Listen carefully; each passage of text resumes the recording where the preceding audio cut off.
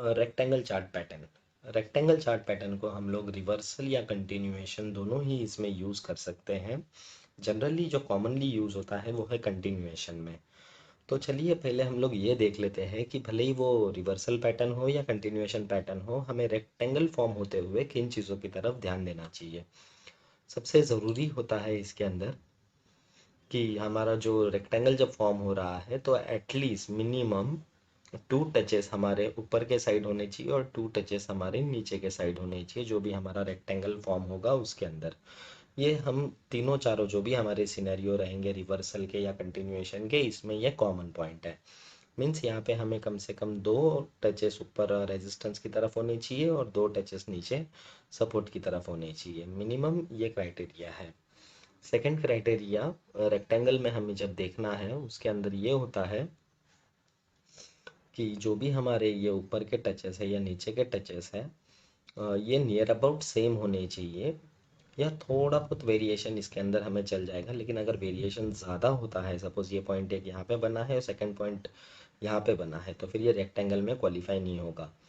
समझो अगर first point हमारा यहाँ पे बना है, सेकंड पॉइंट बस यहाँ पे कहीं पे नज़दीक बना है, तो हम इसे एक रेक्टेंगल फॉर्मेशन में कंसीडर कर सकते हैं। ये सारे के सारे जितने भी हमारे रेक्टेंगल फॉर्मेशन होंगे इनमें ये कॉमन पॉइंट्स हैं। ठीक है, चलिए अभी हम लोग ये देख लेते हैं कि हम इसे कंटिन्यूएशन पैटर्न में कैसे यूज़ करेंगे। कंटिन्यूएशन पैटर्न में जो सबसे पहला इंपॉर्टेंट पॉइंट होता है कि हमारा जो भी एक समझो अभी जैसे कि हम लोग यहाँ पे एक बेरिश कंटिन्यूएशन के बारे में बात कर रहे हैं, तो फिर हमारा जो भी एक ट्रेंड आने वाला रहेगा, जो प्रीवियस ट्रेंड है वो एक माइल्ड ट्रेंड होना चाहिए, माइल्ड डाउन ट्रेंड। और एक माइल्ड डाउन ट्रेंड के बाद में ये जो रेक्टेंगल का फॉर्मेशन है ये होना चाहिए। अब इसके अंदर अगर ये स्ट्रॉन्ग डाउन ट्रेंड होता है तो ये कंटिन्यूएशन में क्वालिफाई नहीं करेगा। वही वाइस वर्सा जब हम लोग इसे रिवर्सल के टाइम पे जब देखेंगे, तो जो भी हमारा एक बेरिश डाउन ट्रेंड रहेगा ये काफ़ी स्ट्रॉन्ग होना चाहिए। यहाँ पे माइल्ड ट्रेंड नहीं होना चाहिए रिवर्सल के लिए। रिवर्सल में ये जो ट्रेंड है ये स्ट्रॉन्ग होना चाहिए, और कंटिन्यूएशन में जब हम इसे ट्रैक कर रहे हैं तो फिर जो प्रीवियस ट्रेंड है वो माइल्ड होना चाहिए, वो स्ट्रॉन्ग नहीं होना चाहिए। यही दो डिफरेंसेस है जब हम लोग एक कंटिन्यूएशन पैटर्न को ट्रैक करते हैं और एक बुलिश रिवर्सल या बेरिश रिवर्सल को ट्रैक करते हैं, तो फिर ये दो डिफरेंसेस हमें अच्छे से नोटिस करना है। मैं वापस एक बार रिपीट कर देता हूँ कि जब भी कंटिन्यूएशन की तरफ हम लोग देखेंगे तो उस टाइम पे हमारा जो भी ट्रेंड है प्रीवियस ट्रेंड, जैसे कि यहाँ पे डाउन ट्रेंड है, वो माइल्ड होना चाहिए। और जब हम रिवर्सल की तरफ देखेंगे तो फिर जो भी हमारा प्रीवियस ट्रेंड है वो है एक स्ट्रॉन्ग ट्रेंड होना चाहिए। ओके, चलिए अब हमारा इसके आगे का जो सबसे इम्पोर्टेंट पॉइंट होता है ब्रेकआउट का या ब्रेकडाउन का।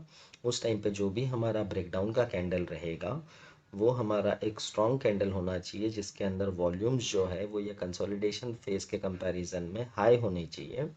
और सेम हमारा यहाँ पे रिवर्सल में भी रहेगा और कंटिन्यूएशन में भी रहेगा। ये जो भी कंसोलिडेशन फेज रहेगा इसके ब्रेकडाउन के बाद में जो भी कैंडल फॉर्म हो रहा है यहाँ पे ब्रेकडाउन वाला कैंडल, उसके अंदर वॉल्यूम्स जो है वो का हाई होने चाहिए और कैंडल भी स्ट्रॉन्ग होना चाहिए।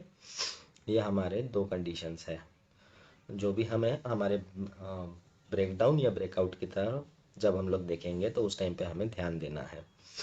इस सिनेरियो में जो हमारा स्टॉप लॉस रहेगा वो ये रेक्टेंगल का जो भी हमारा लोवेस्ट पॉइंट रहता है उसके नीचे हमारा बफर पॉइंट रख के हमारा एक स्टॉप लॉस रहेगा। जैसे कि हम लोग यहाँ पे बेरिश कंटिन्यूएशन की बात कर लेते हैं, तो फिर ये जो हायर पॉइंट्स है यहाँ पे बने हुए, इसका जो एक हाईएस्ट पॉइंट रहेगा उसके जो भी बफर पॉइंट हम लोग पकड़ना चाहते हैं, वो हम लोग एक छोटा सा बफर पकड़ेंगे और उसके बाद में वहाँ पे हमारा एक स्टॉप लॉस मेंटेन करेंगे।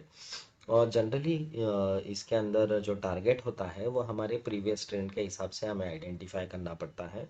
समझो जो भी हमारा प्रीवियस ट्रेंड जहाँ से भी स्टार्ट हुआ था, ओके, वहाँ से नीचे 50% का हमारा मिनिमम फर्स्ट टारगेट होना चाहिए। और उसके बाद में हमारा जो सेकंड टारगेट है वो ये पूरे ट्रेंड का जो लेंथ रहेगा उतना हमारा यहाँ पे सेकंड टारगेट रहेगा। सेम रिवर्सल में भी हमारा 50% ऑफ द प्रीवियस ट्रेंड और उसके बाद में 100%। First target will be 50% of previous trend and second target will be the highest point of the previous trend, जो भी हमारा निकलेगा। चलिए अब हम लोग लाइव चार्ट में देख लेते हैं कि हमारा ये पैटर्न कैसे दिखेगा। तो जैसे कि हम लोग यहाँ पे देख सकते हैं, ये देखिए एक प्रीवियस माइल्ड अप ट्रेंड चल रहा था, फिर एक कंसोलिडेशन का फेज़ आया, यहाँ पे मार्केट ने थोड़ा सा रिट्रेसमेंट लिया और ये जो हमारा प्रीवियस हाई बना हुआ था यहाँ पे, ये जो रेजिस्टेंस की तरह एक्ट कर रहा था, उसके ऊपर ब्रेकआउट देने के बाद में हमारा एक रेक्टेंगल फॉर्मेशन फॉर्म हो रहा है। ओके, तो जैसे ही ये रेक्टेंगल को ब्रेकआउट मिल रहा है, आप देख सकते हो ये कैंडल काफ़ी स्ट्रॉन्ग फॉर्म हो रहा है। जैसे ही हमारा यहाँ पे वॉल्यूम क्राइटेरिया मीट हो जाता है कि यहाँ पे जो भी हमारा मतलब कंसोलिडेशन चल रहा था उससे कंपैरिजन में अगर हमारे ये स्ट्रॉन्ग कैंडल में जब भी हमें वॉल्यूम ज़्यादा नज़र आने लगते हैं, भले फिर वो ये पॉइंट पे हो या ये पॉइंट पे हो, हमें एंट्री ले लेना है। Depends upon your risk reward ratio. अगर समझो यहाँ पे जब ये ब्रेकआउट दे रहा है और वॉल्यूम कंडीशन हमारा यहाँ पे आके मीट हो रहा है, तो हमारा जो रिस्क है वो काफ़ी बड़ा हो जाता है। तो उस टाइम पे वो आपके रिस्क रिवॉर्ड रेशियो के ऊपर आप डिसाइड कर सकते हो कि हमें यहाँ पे एंटर करना है या नहीं करना है। तो अगर आपके रिस्क रिवॉर्ड रेशियो में वो फेवरेबल है तो फिर आप यहाँ पे एंट्री कर सकते हो, और अगर समझो आपके रिस्क रिवॉर्ड रेशियो में वो फेवरेबल नहीं है तो फिर हम लोग वहाँ पे एंट्री नहीं करेंगे। तो ये कुछ पॉइंट्स हैं जो हमें रेक्टेंगल पैटर्न में ध्यान रखने हैं। दूसरी बात, यहाँ पे देखिए अभी सपोर्ट कैसे काम कर रहा है। जैसे कि ये ऊपर जाते टाइम पे ये हमारा रेजिस्टेंस था और रेजिस्टेंस के ऊपर ये पूरा कंसोलिडेशन फॉर्म हुआ है, तो फिर अभी ये रेजिस्टेंस जो है ये हमारा सपोर्ट फॉर्म हो चुका है। तो जैसे ही इसे ब्रेकआउट मिलेगा तो फिर इसका जो बेस है ये हमारे सपोर्ट की तरह अच्छे से काम करेगा, और इसके ही नीचे हमारा जनरली स्टॉप लॉस रहेगा, जो भी हमारे बफर पॉइंट्स रहेंगे उसके हिसाब से। अगर आपको सपोर्ट एंड रेजिस्टेंस के बारे में ज़्यादा जानकारी नहीं है या आप और थोड़ा डिटेल में इसे जानना चाहते हो, तो फिर सपोर्ट एंड रेजिस्टेंस का लिंक इस वीडियो के डिस्क्रिप्शन के नीचे दिया हुआ है, आप उसे अच्छे से देख सकते हो ताकि आपको ये सब चीज़ें थोड़े और अच्छे से समझ में आ जाए। तो चलिए, ये था हमारा रेक्टेंगल कंटिन्यूएशन पैटर्न का एग्जांपल। शायद मैं सारे पॉइंट्स यहाँ पे कवर कर चुका हूँ रेक्टेंगल पैटर्न के बारे में। तो अगर फिर भी आपको कुछ कन्फ्यूजन होता है तो फिर आप कमेंट सेक्शन में ज़रूर पूछ सकते हो।